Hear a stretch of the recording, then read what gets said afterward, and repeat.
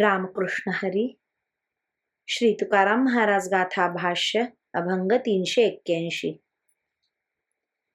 ओनाम्याच्या काळे खडे मांडविले बाळे, तेची पुढे पुढे काई मग लागलिया सोई.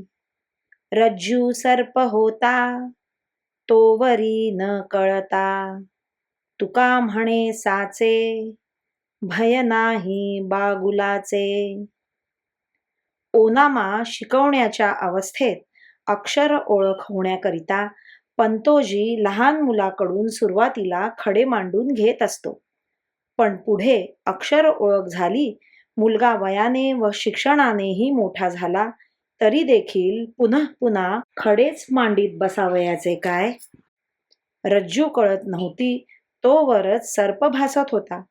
त्याप्रमाणे अधिष्ठानभूत देवाचे ज्ञान नव्हते तोवरच बंध भासत होता.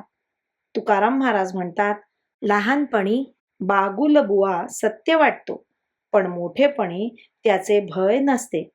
तसे देवाचे ज्ञान झाल्यावर जन्म मरणाचे भय राहत नाही. रामकृष्ण हरी.